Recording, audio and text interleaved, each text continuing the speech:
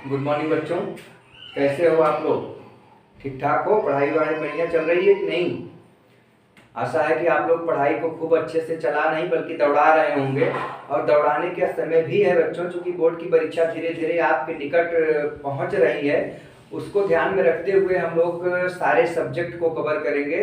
Science भी पढ़ेंगे, math भी पढ़ेंगे, एसएसटी भी पढ़ेंगे, हिंदी भी पढ़ेंगे, और जो कुछ भी है हम लोग सब कुछ पढ़ेंगे। इसलिए हम लोगों को थोड़ा थोड़ा मेहनत अपना बढ़ाना है, ताकि बोर्ड की परीक्षा के पहले पहले हम लोग अपना सारा सिलेबस इंड कर लें और हम लोग रिवीजन भी कर सकें। जैसा कि बच्चों हम लोग जो है साइंस का कक्षा 10 का साइंस में जो है पाठ 1 चैप्टर 1 का हम लोग अध्ययन कर रहे हैं। रासायनिक अपक्रिया और रासायनिक समीकरण के बारे में हम लोग पढ़ रहे हैं। इसमें हमने आपको 4 पार्ट पढ़ा दिया है। इस पाठ का 4 हिस्सा हमने पढ़ा दिया है। उस चार पार्ट में हमने बहुत सारी इंपॉर्टेंट चीजें, बहुत सारे महत्वपूर्ण बातों को हमने बताया है, लिखाया भी है, और वीडियो के माध्यम से हमने आपको 4 पार्ट 4 वीडियो दिया है। और अगर आप लोग वो चारों पार्ट देख लेंगे तो आपको पूरा चैप्टर एकदम अच्छे ढंग से समझ में आएगा।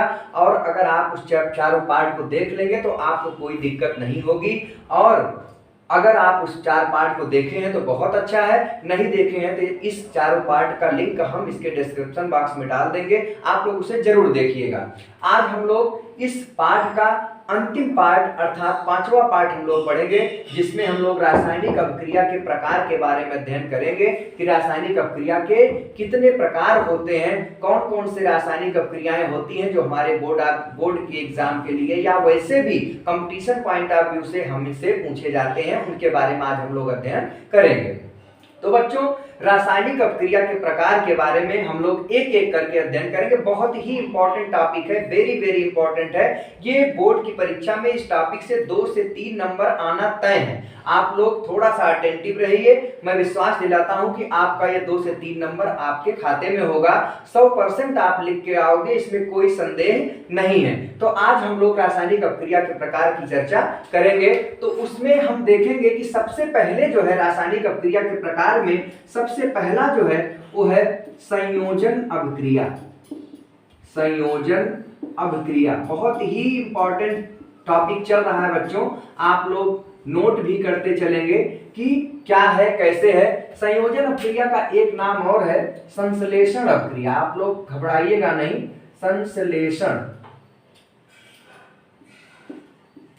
संश्लेषण अभिक्रिया। चाहे आपसे संयोजन अभिक्रिया पूछे या चाहे आपसे संश्लेषण अभिक्रिया पूछे, आप घबराइए मत, दोनों का मतलब एक ही है। बच्चों, जैसा कि संयोजन का मतलब ही होता है जुड़ना, आप लोग जानते हो, संयोग करना अर्थात जुड़ना।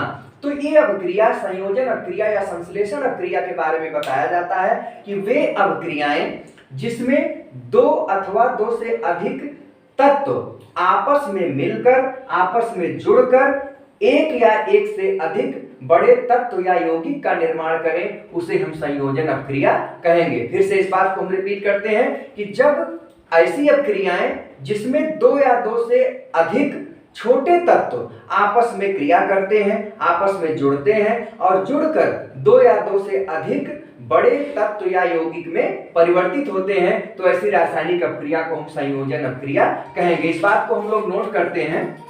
वे रासायनिक अभिक्रियाएं, आप लोग भी बच्चों नोट करते चलो, वे रासायनिक अभिक्रियाएं जिसमें या जिनमें, ऐसे लिखें, जिनमें 2 या 2 से अधिक तत्व अथवा यौगिक, 2 या 2 से अधिक तत्व अथवा यौगिक आपस में जुड़कर एक या एक से अधिक तत्व अथवा यौगिक का निर्माण करते हैं, उन्हें क्या कहा जाता है बच्चों? संयोजन अभिक्रिया कहा जाता है। संयोजन अभिक्रिया कहा जाता है। बहुत ही महत्वपूर्ण टॉपिक चल रहा है, संयोजन अभिक्रिया कहा जाता है। ये आप ध्यान से देखिए, एक बार पढ़ लें, एकदम क्लियर हो जाएगा कि क्या मैंने लिखा है संयोजन अभिक्रिया में, कि वे रासायनिक अभिक्रियाएं जिनमें दो या दो से अधिक तत्व अथवा यौगिक आपस में जुड़कर एक या एक से अधिक तत्व या यौगिक का निर्माण करते हैं, उन्हें हम संयोजन अभिक्रिया या संश्लेषण अभिक्रिया कहते हैं। इसमें आप उदाहरण के रूप में आप दे सकते हैं, जैसे आप जानते हो कि हाइड्रोजन और ऑक्सीजन ये दो तत्व है, ये आपस में जुड़कर क्या बनाते हैं, जल का निर्माण करते हैं। तो यहाँ आप देखें कि दो तत्व, छोटे तत्व आपस में जुड़ रहे हैं और दो तत्व आपस में जुड़कर एक जल का निर्माण कर रहे हैं जो कि एक यौगिक है। तो दो छोटे छोटे तत्व आपस में जुड़ रहे हैं, मिल रहे हैं और मिलकर जुड़कर एक बड़े यौगिक का निर्माण कर रहे हैं। तो ऐसी रासायनिक अभिक्रिया आपकी संयोजन अभिक्रिया के अंतर्गत आती है या संश्लेषण अभिक्रिया के अंतर्गत आती है। आप लोग इसको अच्छे से एक स्क्रीनशॉट ले लीजिए और इसको नोट्स में लिखते चलिए। आइए, इसके बाद बच्चों संयोजन अभिक्रिया के बाद आपका आता है जो दूसरे नंबर की जो रासायनिक अभिक्रिया है वो है वियोजन अभिक्रिया। दूसरा जो है वियोजन अभिक्रिया। वियोजन अभिक्रिया बहुत ही इंपॉर्टेंट टॉपिक आपका ये चल रहा है बच्चों। आप लोग अच्छे से इसको देखो, नोट्स भी बनाते चलो, लिखते भी चलो, ताकि आप लोग अच्छे से इसका परफॉर्म कर सको, एग्जाम में बेहतर तरीके से अपना आउटपुट दे सको। वियोजन अभिक्रिया क्या होती है, इसी को एक नाम और देते हैं अपघटन अभिक्रिया। याद रखें, कभी कभी दोनों आप लोग जानते रहे, अपघटन अभिक्रिया। चाहे आपसे वियोजन पूछे चाहे आपसे अपघटन पूछे, दोनों में आपको घबराने की जरूरत नहीं है। वियोजन और अपघटन दोनों एक ही अभिक्रिया होती है। वियोजन या अपघटन का मतलब होता है बच्चों टूटना। क्या होता है, टूटना, वियोजित हो जाना, टूट जाना, अलग हो जाना। कहने का मतलब यहाँ पर क्या होता होगा कि टूटता होगा। तो अगर इसका हम देखें, अगर इसकी परिभाषा के बारे में अगर हम लोग चर्चा करें तो हम लोग कह सकते हैं कि वे रासायनिक अभिक्रियाएं जिनमें कोई बड़ा तत्व या यौगिक क्या होता है, टूटता है, टूटकर दो या दो से अधिक छोटे हल्के तत्वों या यौगिकों में बंट जाता है। कहने का मतलब क्या होता है, वियोजन होना, टूट जाना। कहने का मतलब यहाँ पर क्या होता है कि कोई बड़ा यौगिक जो होता होगा वो टूटता होगा और टूट के वो दो या दो से अधिक छोटे तत्वों या यौगिक में बंट जाता होगा। तो ऐसी रासायनिक अभिक्रिया क्या कहलाती है, वियोजन अभिक्रिया या अपघटन अभिक्रिया कहलाती है। इसको हम लोग नोट कर लेते हैं। जब कोई बड़ा तत्व या यौगिक, जब कोई बड़ा तत्व या यौगिक टूटकर दो या दो से अधिक हल्के, टूटेगा तो हल्का हो जाएगा, दो या दो से अधिक हल्के तत्वों अथवा यौगिकों में बंट जाता है, यौगिकों में बंट जाता है, तो ऐसी अभिक्रिया क्या कही जाती है बच्चों, ऐसी अभिक्रिया वियोजन अभिक्रिया कही जाती है। वियोजन अभिक्रिया कही जाती है। वियोजन अभिक्रिया कही जाती है। राइटिंग थोड़ी अच्छी है, धीरे धीरे आप लोग समझने लगेंगे सब कुछ। तो जब कोई बड़ा तत्व या यौगिक टूटकर दो या दो से अधिक तत्वों, हल्के यहाँ पर कर सकते हैं, हल्के, यहाँ एक शब्द जोड़ लो, हल्के तत्वों अथवा यौगिकों में बंट जाता है, तो ऐसी अभिक्रिया वियोजन अभिक्रिया कही जाती है। इसका एक उदाहरण ले लेते हैं, जैसे एक उदाहरण के माध्यम से समझते हैं। CaCO3 कैल्शियम कार्बोनेट, यह एक यौगिक है, ये टूटता है CaO कैल्शियम ऑक्साइड प्लस क्या हो जाता है, CaO हो जाता है प्लस CO2 हो जाता है। तो यहाँ पर आप देखें कि एक बड़ा यौगिक कहने का मतलब कैल्शियम कार्बोनेट यहाँ पर जो है ये टूट रहा है दो छोटे छोटे यौगिकों में। आप देख रहे हैं कि किस प्रकार से ये टूट रहा है, क्योंकि टूटने के कारण एक बड़ा यौगिक जो है टूटकर दो हल्के यौगिकों में टूट रहा है, दो छोटे यौगिकों में टूट रहा है। इस प्रकार से ये रासायनिक अभिक्रिया आपकी क्या होगी, वियोजन अभिक्रिया या अपघटन अभिक्रिया कही जाएगी। आप इसका एक स्क्रीनशॉट ले लीजिए और इसको भी आप अपने नोट्स में लिखते चलिए। आइए इसके बाद बच्चों आता है वियोजन अभिक्रिया के बाद बहुत ही महत्वपूर्ण अभिक्रिया, वियोजन अभिक्रिया के बाद वैद्युत अपघटन अभिक्रिया। वैद्युत अपघटन अभिक्रिया ये तीसरे नंबर पर है, ये भी आपको जानना है। वैद्युत अपघटन अभिक्रिया, जैसा कि इसके नाम से ही अपघटन अभिक्रिया भी अभी इसके ऊपर आपने देखा कि अपघटन में क्या होता है, टूटता है। कोई बड़ा यौगिक क्या होता है, टूटता है दो या दो से अधिक छोटे यौगिकों में या तत्वों में। यहाँ पर है वही अपघटन अभिक्रिया, लेकिन एक नया शब्द जुड़ गया यहाँ पर, वैद्युत। तो वैद्युत कहने का मतलब यहाँ पर ये आपको जानना है कि जब किसी रासायनिक अभिक्रिया में क्या होता है, कोई बड़ा यौगिक या कोई बड़ा तत्व विद्युत प्रवाहित करने पर, इलेक्ट्रिसिटी विद्युत प्रवाहित करने पर अगर वो टूट रहा है, तो विद्युत के कारण चूंकि टूट रहा है इसलिए वो रासायनिक अभिक्रिया क्या कही जाएगी, वैद्युत अपघटन अभिक्रिया कही जाएगी। बहुत ही सिंपल है, जैसे अपघटन अभिक्रिया आपने देखा वैसे वैद्युत अपघटन अभिक्रिया भी होती है। वहां यहाँ पर क्या होगा, वैद्युत अपघटन अभिक्रिया में जो अपघटन की प्रक्रिया होती है, जो टूटने की प्रक्रिया होती है, अलग होने की जो प्रक्रिया होती है, उसका कारण क्या होता है, इलेक्ट्रिसिटी, विद्युत अर्थात लाइट, वैद्युत प्रभाव से वो टूटता है, इसलिए हम इसको वैद्युत अपघटन अभिक्रिया कहते हैं। इसको हम लिखेंगे कि जब कोई बड़ा तत्व या यौगिक, जब कोई बड़ा तत्व या यौगिक विद्युत धारा के प्रवाह से दो अथवा दो से अधिक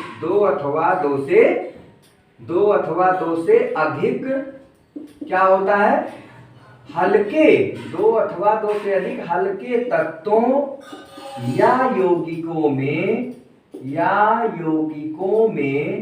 टूट जाता है, उसे क्या कहेंगे बच्चों, उसे हम कहेंगे वैद्युत अपघटन अभिक्रिया कहते हैं। उसे वैद्युत अपघटन अभिक्रिया कहा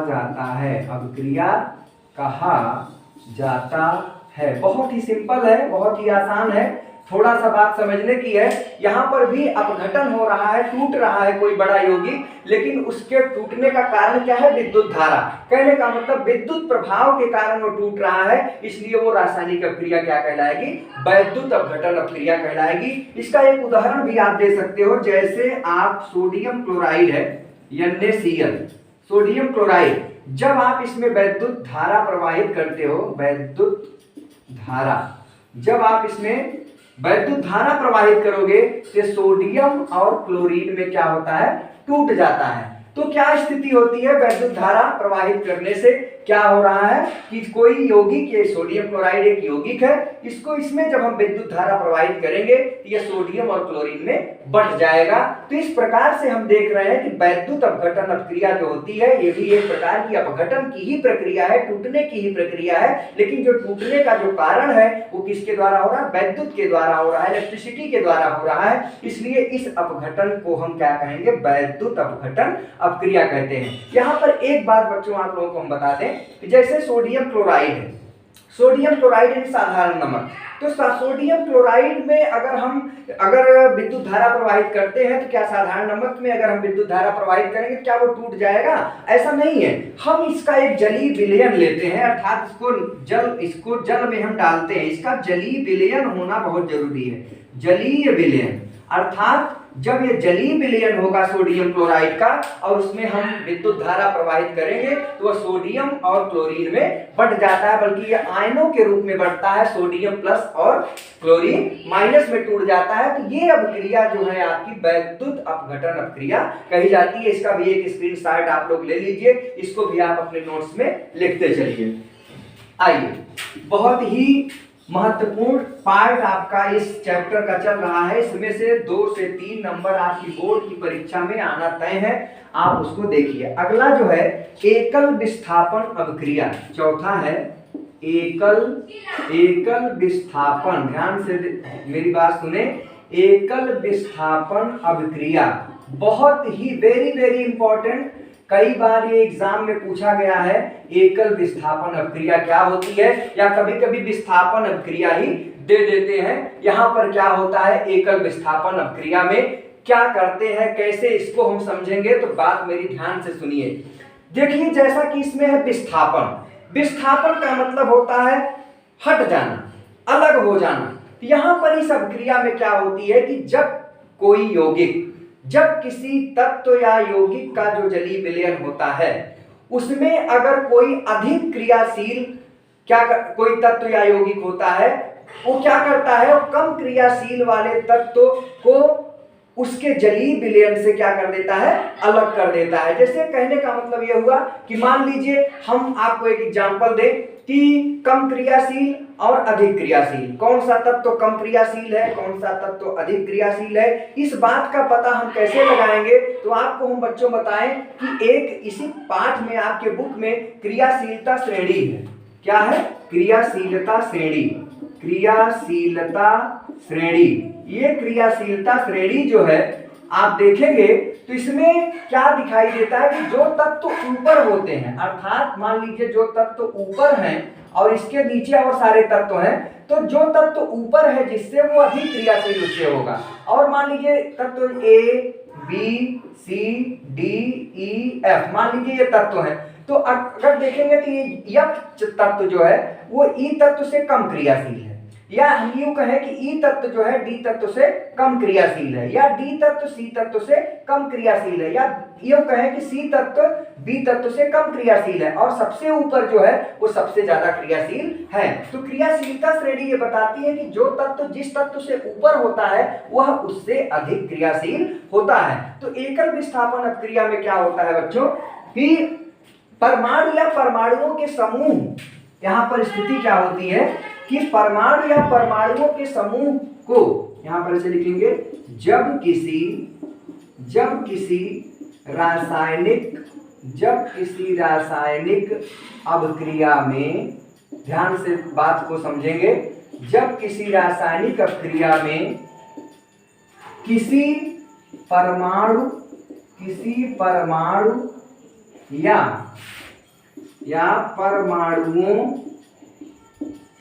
या परमाणुओं के समूह में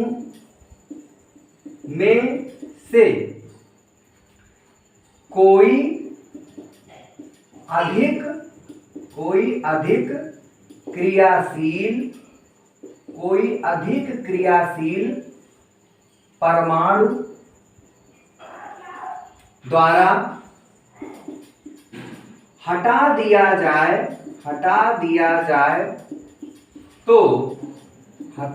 जाए तो ऐसी रासायनिक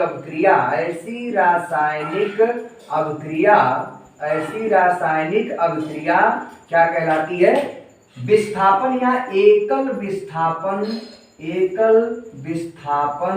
अभिक्रिया कही जाती है। बहुत ही महत्वपूर्ण है, इसको थोड़ा सा हम लोग फिर से समझ लें, क्लियर हो जाए, समझे रहेंगे तो उसको अपनी भाषा में हम लोग लिख देंगे। जब किसी रासायनिक अभिक्रिया में किसी परमाणु या परमाणुओं के समूह में से, परमाणु हो या परमाणुओं के समूह में से कोई अधिक क्रियाशील परमाणु द्वारा हटा दिया जाए। कहने का मतलब अगर एक एग्जाम्पल के माध्यम से समझे तो हमको लगता है कि आप लोग बेहतर ढंग से समझ जाओगे। जैसे अगर मान लीजिए जिंक है Zn, इसको कॉपर सल्फेट के विलयन में अगर मान लीजिए हम डाल दें तो क्या होता है कि ये जो जिंक है ये कॉपर से ऊपर होने के कारण ज्यादा क्रियाशील है। तो ये क्या करता है कि ये कॉपर सल्फेट में से कॉपर को हटा देता है, विस्थापित कर देता है, उसका स्थान खुद ले लेता है ZnSO4 प्लस Cu। यहाँ पर आप देखें यहाँ Cu जो था ये Cu ये अलग हो गया, किसके द्वारा? इसका स्थान कौन ले लिया? Zn। तो कहने का मतलब ये Zn जो परमाणु है, ये Zn जो तत्व है ये क्या कर रहा है? Cu को उसके विलयन में से विस्थापित कर दे रहा है, हटा दे रहा है। तो ऐसी रासायनिक अपक्रिया को हम क्या कहेंगे? एकल विस्थापन अपक्रिया कहेंगे। तो हम कहने का मतलब यहाँ पर एक बात ये ध्यान देना है कि जो परमाणु या जो तत्व अपने नीचे वाले तत्व के ऊपर होगा तो वो उसके जलीय विलयन से उसको क्या कर देगा? हटा देगा। तो कहने का मतलब यहाँ पर हम देख रहे हैं कि Zn जो है ये Cu से ऊपर है, ज्यादा क्रियाशील है, इसलिए Zn क्या करेगा? ये CuSO4 यानी कॉपर सल्फेट के विलयन से कॉपर को हटा दे रहा है। तो यहाँ कहने का मतलब कि Zn यहाँ पर हीरो है, तो हीरो नहीं है। हीरो का मतलब यहाँ जो क्रियाशीलता श्रेणी में ये कॉपर से ऊपर है। अगर इसी अपक्रिया में अगर ऐसा देखें, मान लीजिए एक अपक्रिया और लिखें, पोटेशियम इसकी में रख दें, मान लीजिए Za2K potassium plus ZnSO4 2K plus ZnSO4, तो ये बन जाएगा K2SO4 प्लस Zn। अब यहाँ पर देखो, यहाँ पर क्या किया कि जो पोटेशियम था उसने जिंक को भगा दिया। इसका मतलब यह है कि जिंक से ऊपर क्या है? पोटेशियम है। तो कहने का मतलब आप देख रहे हैं कि जो तत्व क्रियाशीलता श्रेणी में ऊपर है वो ज्यादा क्रियाशील है, और वो अपने कम क्रियाशील वाले तत्व को उसके विलयन में से क्या कर दे रहा है? हटा दे रहा है। तो ऐसी रासायनिक अपक्रिया क्या कहलाएगी?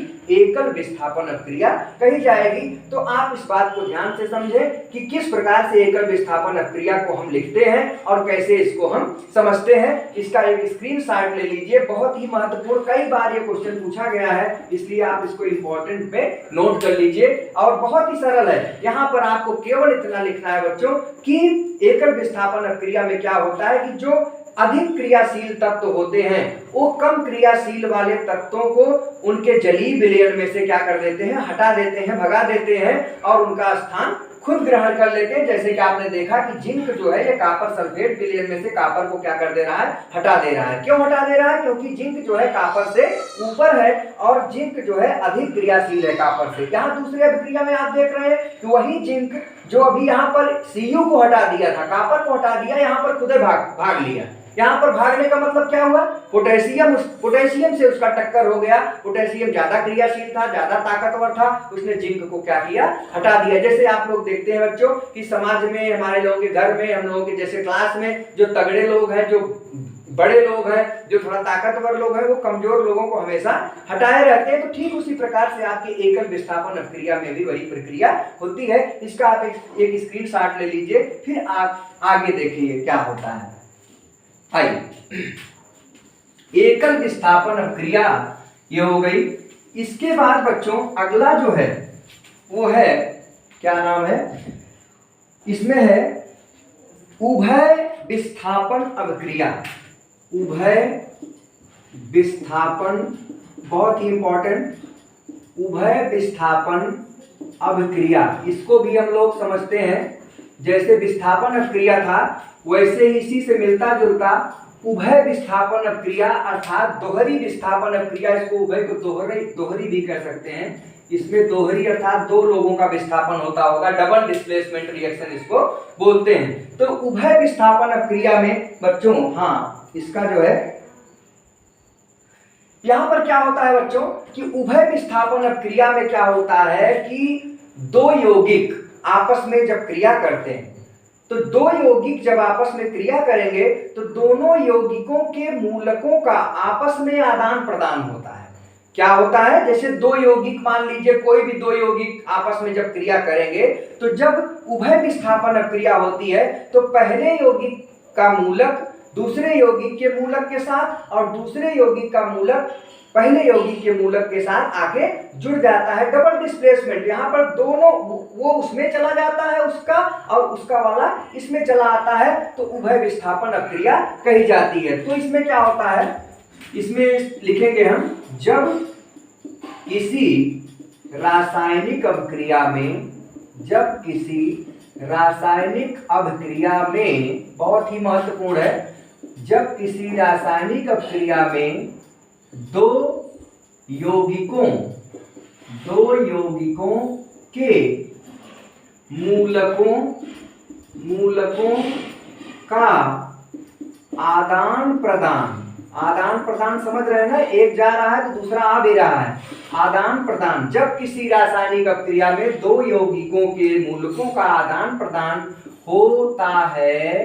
होता है तो इसे क्या कहेंगे? इसे कहेंगे बच्चों उभय विस्थापन अभिक्रिया। उभय विस्थापन अभिक्रिया कहते हैं, उभय विस्थापन अभिक्रिया कहा जाता है। बहुत ही इंपॉर्टेंट रिएक्शन है, आप फिर से देख लीजिए कि जब किसी रासायनिक अपक्रिया में दो यौगिक, यहाँ पर दो यौगिक होंगे और दोनों यौगिक के जो मूलक होते हैं वो आपस में आदान प्रदान हो जाते हैं। एक एग्जाम्पल के माध्यम से हम लोग समझते हैं, जैसे है यहाँ पर NaCl sodium chloride plus AgNO3 silver nitrate. क्या है यहाँ पर?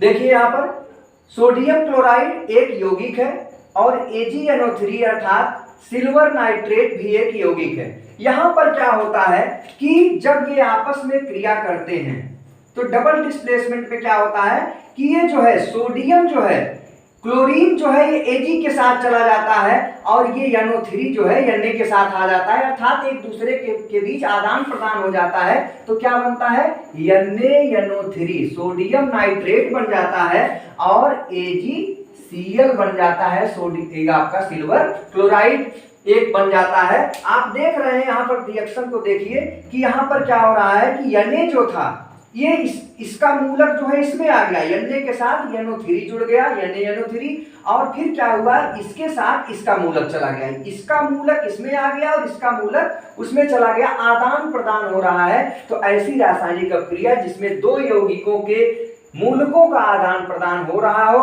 उसे हम उभय विस्थापन अपक्रिया कहेंगे। कई बार ये क्वेश्चन पूछा गया है, आप लोग इसको अच्छे से समझ लें, इसमें कोई बहुत बड़ी बात नहीं है। यहाँ पर दो यौगिक होते हैं और दोनों यौगिकों के मूलकों का आपस में आदान प्रदान, जैसे आप देख रहे हो कि ये जो Cl जो है ये Ag के साथ चला गया और NO3 जो है ये किसके साथ आ गया? सोडियम के साथ आ गया। इस प्रकार से आप देख रहे हैं उभय विस्थापन अपक्रिया को हम इस तरह से परिभाषित कर सकते हैं। इसका भी एक स्क्रीनशॉट आप लोग ले लें।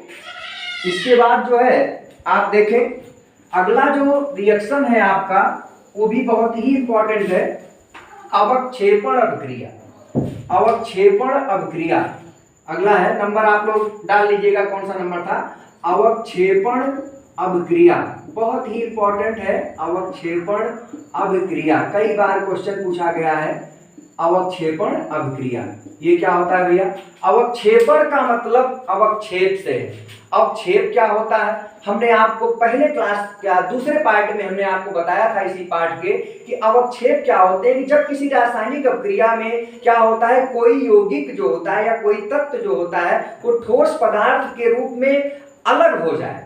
किसी रासायनिक अपक्रिया से जब कोई तत्व या यौगिक अलग हो जाए ठोस पदार्थ के रूप में, तो जो ठोस पदार्थ के रूप में जो अलग हो रहा है उसको हम क्या कहेंगे? अवक्षेप कहेंगे, और वह रासायनिक अपक्रिया अवक्षेपण कहलाएगी। यहाँ पर आपको मैंने एक एग्जांपल भी दिया था उस समय अवक्षेप के रूप में। जैसे आप कह सकते हैं कि आपको जैसे मान लीजिए जल है, जल में आप मिट्टी डाल दीजिए, तो जल में जब आप मिट्टी डाल देते हैं तो क्या होता है कि धीरे धीरे वो मिट्टी धीरे धीरे क्या करता है एक ठोस पदार्थ के रूप में नीचे बैठ जाता है अवक्षेप के रूप में। एक उदाहरण आप और दे सकते हैं, आप सबके घर में दही में अगर मथनी चलती होगी तो मथनी चलाने से क्या होता है कि कुछ देर के बाद जो दही का जो क्रीम होता है, मलाई जो होती है, वो ठोस पदार्थ के रूप में अवक्षेप के रूप में ऊपर आ जाती है। तो अवक्षेपण अपक्रिया क्या होती है कि जब किसी रासायनिक अपक्रिया में कोई तत्व या यौगिक ठोस पदार्थ के रूप में अलग हो जाता है तो उसे हम अवक्षेपण अपक्रिया कहेंगे। इसको हम कैसे लिखेंगे?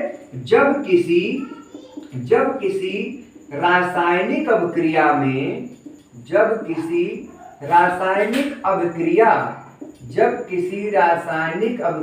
में कोई यौगिक या तत्व ठोस पदार्थ के रूप में अलग हो जाए, अलग हो जाए तो ऐसी अभिक्रिया, तो ऐसी अभिक्रिया क्या होती है बच्चों? अवक्षेपण अभिक्रिया कही जाती है। अवक्षेपण अभिक्रिया कही जाती है। बहुत ही महत्वपूर्ण है, बहुत सरल भी है। आप थोड़ा सा ध्यान देंगे तो आप सब कुछ बहुत आराम से कर ले जाएंगे। अभिक्रिया अवक्षेपण अभिक्रिया कही जाती है। आप ध्यान से देखें, फिर से देख लें ताकि क्लियर हो जाए क्या मैंने लिखा है। जब किसी रासायनिक अभिक्रिया में कोई यौगिक या तत्व ठोस पदार्थ के रूप में अलग हो जाए तो ऐसी अभिक्रिया अवक्षेपण अभिक्रिया कही जाती है। इसके पहले हम आपको एक एग्जांपल दिए थे, जैसे आप यहां पर एग्जांपल दे सकते हैं, जैसे NaCl प्लस AgNO3। ये एग्जांपल आपको इसके पहले मैंने दिया था, अभी उसी को फिर ले लेते हैं। तो उभय विस्थापन में हमने दिया था कि यहाँ पर क्या हो जाएगा, NaNO3 बना था सोडियम नाइट्रेट प्लस AgCl ठोस अवक्षेप में रूप में सफेद रंग का दही के रूप में ये अलग हो जाता है। तो यहाँ पर जो ये अवक्षेप दही के रूप में जो बन रहा है सफेद अवक्षेप, ये अवक्षेप है। क्या है? अवक्षेप है। तो अवक्षेप क्योंकि अलग हो जा रहा है AgCl सिल्वर क्लोराइड, तो ये रासायनिक अभिक्रिया क्या कही जाएगी? अवक्षेपण अभिक्रिया कही जाएगी, क्योंकि यहाँ पर यौगिक जो है ठोस पदार्थ के रूप में अवक्षेप के रूप में अभिक्रिया से अलग हो जा रहा है। तो ऐसी रासायनिक अभिक्रिया को क्या कहेंगे? अवक्षेपण अभिक्रिया कहेंगे। इसका भी एक स्क्रीनशॉट हो जाए। आइए इसके बाद अगला जो है बहुत ही इंपॉर्टेंट अभिक्रिया आप पढ़ेंगे, जो कि कई बार एग्जाम में पूछा गया है आपसे, उदासीनीकरण अभिक्रिया। उदासीनीकरण अभिक्रिया ये बहुत ही इंपॉर्टेंट है। कई बार आपसे एग्जाम में पूछा गया है कि उदासीनीकरण अभिक्रिया क्या होती है। चूंकि ये इंपॉर्टेंट इसलिए हो जाता है कि ये उदासीनीकरण अभिक्रिया आपको इस पाठ में भी मिल रहा है, इसके बाद वाले चैप्टर में भी जब हम लोग अम्ल और क्षार में जब पढ़ेंगे तो वहां भी आपको उदासीनीकरण मिलेगा। तो हम लोग ये चूंकि दो चैप्टर में है इसलिए कुछ ज्यादा इंपॉर्टेंट हो जाता है, इसलिए इसको पढ़ना बहुत जरूरी है और इसको जानना जरूरी है कि उदासीनीकरण अभिक्रिया होती क्या है। तो उदासीनीकरण अभिक्रिया में बच्चों में बताया जाता है कि जब कोई अम्ल किसी भस्म से क्रिया करता है, भस्म माने क्षार भी आप बोल सकते हो, कि जब कोई अम्ल किसी भस्म या किसी क्षार से क्रिया करता है तो क्या होता है? क्रिया करने के बाद जो लवण बनता है और जल बनता है। क्या बनता है? लवण बनता है और जल बनता है। तो ऐसी रासायनिक अभिक्रिया क्या कहलाती है? उदासीनीकरण अभिक्रिया कही जाती है। फिर से इस बात को रिपीट करते हैं कि उदासीनीकरण अभिक्रिया में क्या होता है कि अम्ल और क्षार आपस में क्या करते हैं? क्रिया करते हैं, आपस में जुड़ते हैं और जुड़ने के बाद बनता क्या है? लवण बन रहा है और जल बन रहा है, और ऐसी अभिक्रिया क्या कहलाएगी? उदासीनीकरण अभिक्रिया कहलाएगी। इस बात को हम नोट करते हैं कि जब कोई अम्ल तथा क्षार या भस्म भी कह सकते हो, यहां पर हम लिख देते हैं भस्म भी कहते हैं, जब कोई अम्ल तथा क्षार आपस में क्रिया करते हैं तो क्या बनता है? लवण और जल का निर्माण होता है। क्या बनता है? लवण और जल का निर्माण होता है। यह अभिक्रिया क्या कहलाएगी? यह अभिक्रिया उदासीनीकरण अभिक्रिया कही जाती है। उदासीनीकरण कहलाती है। क्या कहलाती है बच्चों? उदासीनीकरण अभिक्रिया कहलाती है। फिर से एक बार देखते हैं, बहुत ही सरल भाषा में हमने लिखाया है। देखो बच्चों, एक बात आप ध्यान से देखें कि मेरी जो डेफिनेशन जो मैं लिख रहा हूं ये कोई किताबी भाषा में नहीं है, आपके एकदम अपनी भाषा में है, आप सरल भाषा में है, ताकि जब आप इसको पढ़ें तो ये न लगे कि हम किताब पढ़ रहे हैं। क्योंकि कभी कभी क्या होता है कि किताब की भाषा थोड़ी सी स्टैंडर्ड होने के नाते आप समझ नहीं पाते हो कि क्या ये बता रहा है। तो हम किताबी भाषा न बता के आपको अपनी भाषा में बताने की कोशिश कर रहे हैं, ताकि आप लेक्चर देखने के बाद जब आप बाद में जब उसको आप पढ़ें तो आपको समझ में आए, और उसके बाद भी न समझ में आए तो फिर से अपना ये वीडियो फिर से आप देख लीजिएगा, 100% आपको समझ में आएगा। इसमें हमने आपको बताया कि जब कोई अम्ल तथा क्षार या भस्म आपस में क्रिया करते हैं तो लवण और जल का निर्माण होता है। यह अभिक्रिया उदासीनीकरण कहलाती है। एक उदाहरण दे देते हैं, जैसे बिना उदाहरण के हमको थोड़ा अंक कम मिल पाता है रसायन विज्ञान में, इसलिए उदाहरण को हम लोग जरूर याद रखेंगे। अम्ल में जैसे हम मान लीजिए HCl ले लें, हाइड्रोक्लोरिक अम्ल ले लें, और क्षार में मान लो NaOH सोडियम हाइड्रोक्साइड हम ले लें। ये क्या है बच्चों, ये अम्ल है और ये क्या है, क्षार है। दोनों आपस में क्या कर रहे हैं, क्रिया कर रहे हैं। तो ये NaCl आपका बन रहा है, NaCl प्लस क्या बन रहा है, H2O। ध्यान दें, ये आपका NaCl क्या है, साधारण नमक जिसको आप लवण बोलते हो। H2O क्या है, आप समझ ही रहे हो, जल है। तो यहाँ पर देख रहे हो कि अम्ल और क्षार आपस में क्रिया कर रहे हैं, तो क्या बन रहा है, लवण और जल बन रहा है, पानी बन रहा है। तो ये पूरी अपक्रिया क्या कहलाएगी, उदासीनीकरण अपक्रिया कहलाएगी। होता क्या है कि अम्ल जो होता है वो स्वाद में कैसा होता है बच्चों, खट्टा होता है। आप लोग जानते हो कि जितने अम्ल होते हैं वो स्वाद में क्या होते हैं, खट्टे होते हैं। और क्षार जो होता है ये क्या होता है, कड़वा होता है। आप लोग इसको भी जानते हो। ये अब जब ये अम्ल और क्षार आपस में क्रिया करते हैं तो लवण जो बनता है वो ना तो खट्टा ही रहता है ना तो कड़वा ही रहता है। यहाँ पर कहने का मतलब दोनों के गुण यहाँ पर उदास हो जा रहे हैं। कहने का मतलब दोनों का गुण समाप्त हो रहा है, उदास हो जा रहा है। इसलिए इस अपक्रिया को क्या बोलेंगे, उदासीनीकरण अपक्रिया कहेंगे। क्योंकि यहाँ पर न खट्टा रह गया न कड़वा रह गया, बल्कि ये इसका स्वाद ही अलग हो गया, दोनों का गुण उदास हो गया। अर्थात ये उदास होने के कारण यह अपक्रिया क्या कहलाएगी, उदासीनीकरण अपक्रिया कहलाएगी। इसका भी एक स्क्रीनशॉट ले लीजिए, बहुत ही महत्वपूर्ण अपक्रिया है। आइए, उदासीनीकरण अपक्रिया, हम लोग रासायनिक अपक्रिया के प्रकार के बारे में पढ़ रहे हैं। बहुत ही महत्वपूर्ण टॉपिक हम लोग अध्ययन कर रहे हैं और एग्जाम में 2 से 3 नंबर आना इसमें तय हो जाता है। उदासीनीकरण के बाद आता है प्रकाश रासायनिक अपक्रिया। प्रकाश रासायनिक अपक्रिया, ये आपकी अगली अपक्रिया है, प्रकाश रासायनिक अपक्रिया। मार्कर में इंक भी धीरे धीरे खत्म हो रहा है तो इंक डाल लेंगे हम लोग, लेकिन हमको लगा दिखाई पड़ रहा है बच्चों, अक्षर दिख रहा है कि इंक डालें, अच्छा दिख रहा है। तो देखिए इसमें क्या होता है, प्रकाश रासायनिक अपक्रिया में क्या स्थिति होती है। देखो इसमें रासायनिक अपक्रिया शब्द हम लोग पहले ही पढ़ चुके हैं कि रासायनिक अपक्रिया में क्या होता है, 2 या 2 से अधिक तत्व तो आपस में मिलते हैं तो क्या होता है, कोई न कोई 2 या 2 से अधिक तत्व या यौगिक का निर्माण करते हैं। तो यहाँ पे होता क्या है, यहाँ पर भी वही होगा। लेकिन जब किसी रासायनिक अपक्रिया में, जब कोई रासायनिक अपक्रिया प्रकाश की उपस्थिति में, प्रकाश का मतलब सनलाइट, यहाँ पर प्रकाश माने आप ये ना समझो कि ये बिजली वाला प्रकाश, लाइट ट्यूबलाइट जला दें वो प्रकाश, वो उस प्रकाश से हमारा संबंध नहीं है, बल्कि हमारा जो प्रकाश से संबंध है वो है सनलाइट, अर्थात जो धूप है, जो सूर्य की रोशनी है, जो ऊर्जा है उसमें है, उसकी बात हम लोग कर रहे हैं। कि जब कोई रासायनिक अपक्रिया प्रकाश की उपस्थिति में, लाइट की उपस्थिति में, सनलाइट, आप लाइट ना करके सनलाइट कह लें, सनलाइट की उपस्थिति में होती है तो हम ऐसी रासायनिक अपक्रिया को प्रकाश रासायनिक अपक्रिया कहते हैं। तो इसको पहले नोट कर लेते हैं, उसके बाद तब उदाहरण देखते हैं। जब कोई अभिक्रिया प्रकाश की उपस्थिति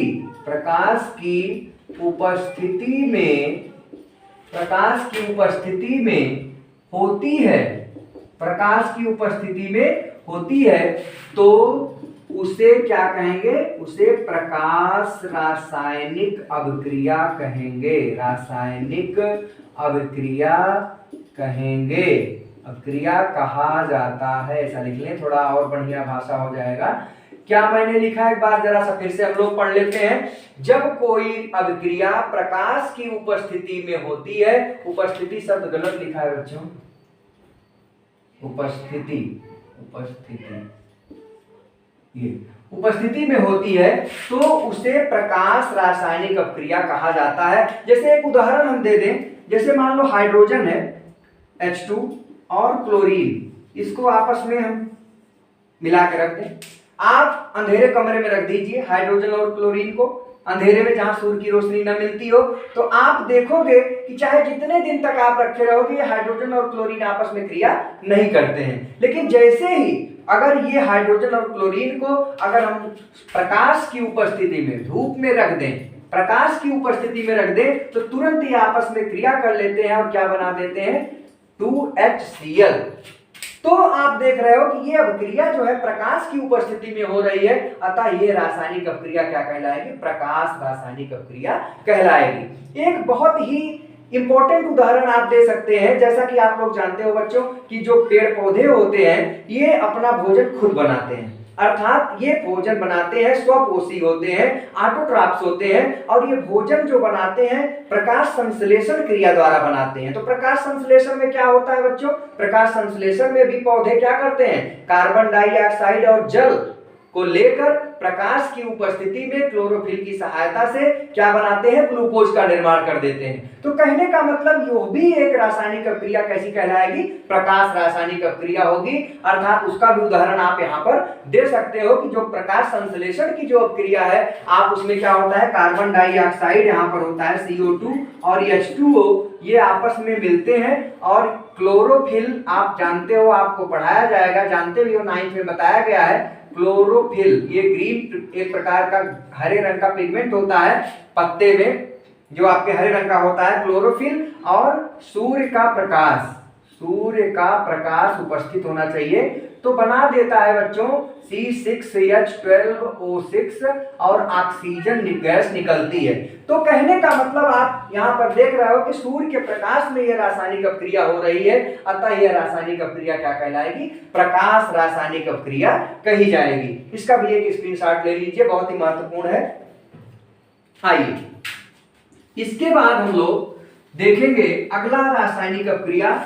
आप लोग समझते चलें, लिखते भी चलें और उसको नोट भी करें। नोट इसलिए करें कि आप ओरल जब सुनते हैं तो कुछ समय के बाद क्या होता है बच्चों, वो धीरे धीरे दिमाग से निकलने लगता है कि क्या बताया गया था। 7-8 प्रकार की अभिक्रिया बताई गई थी, किसका उसमें, उसका उसमें होने लगता है। तो आप उसको नोट करते चलेंगे, नोट्स बनाएंगे तो मजा आएगा। और एग्जाम में जब आप उस नोट्स को जब आप पलटते हो, जब एग्जाम कल साइंस का पेपर है, आपने तैयारी बढ़िया से की है, तो रात भर में आप ऐसे ऐसे पलटते चले जाएंगे तो आपका पूरा तैयार रहेगा।